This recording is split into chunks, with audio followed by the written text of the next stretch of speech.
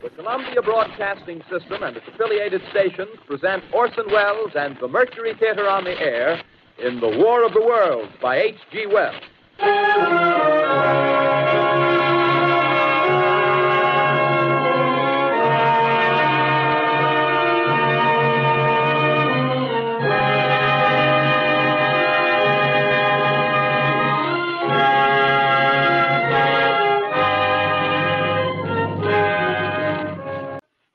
Ladies and gentlemen, we interrupt our program of dance music to bring you a special bulletin from the Intercontinental Radio News. At 20 minutes before 8 Central Time, Professor Farrell of the Mount Jennings Observatory, Chicago, Illinois, reports observing several explosions of incandescent gas occurring at regular intervals on the planet Mars. The spectroscope indicates the gas to be hydrogen and moving toward the Earth with enormous velocity. Professor Pearson of the observatory at Princeton confirms Farrell's observation and describes the phenomenon as, quote, like a jet of blue flame shot from a gun, unquote. Now, nearer home, comes a special bulletin from Trenton, New Jersey. It is reported that at 8:50 p.m., a huge flaming object, believed to be a meteorite, fell on a farm in the neighborhood of Grover's Mill, New Jersey, 22 miles from Trenton. The flash in the sky was visible within a radius of several hundred miles, and the noise of the impact was heard as far north as Elizabeth. We take you now to Grover's Mill, New Jersey. Well, I hardly know where to begin. To paint for you a word picture of the strange scene before my eyes, like something out of a modern Arabian Nights.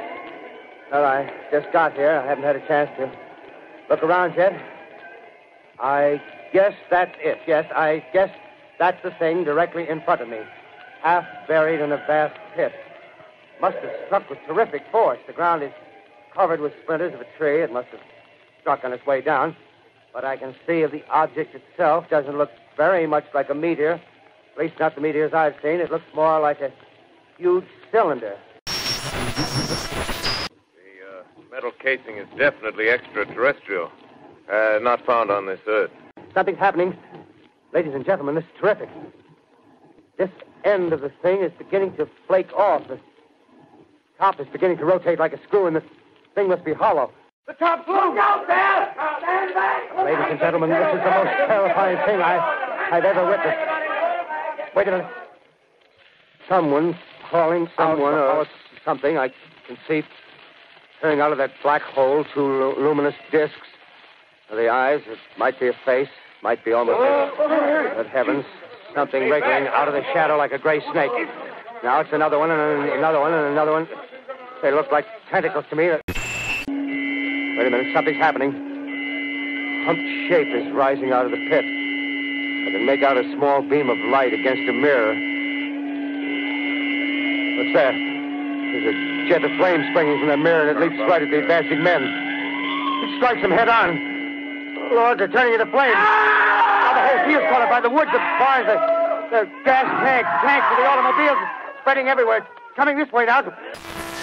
Something moving. Solid metal, kind of a shield-like affair rising up out of the cylinder. It's going higher and higher.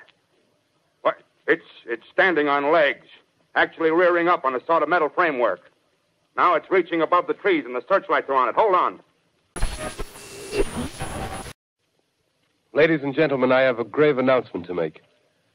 Incredible as it may seem, both the observations of science and the evidence of our eyes lead to the inescapable assumption that those strange beings who landed in the Jersey farmlands tonight are the vanguard of an invading army from the planet Mars.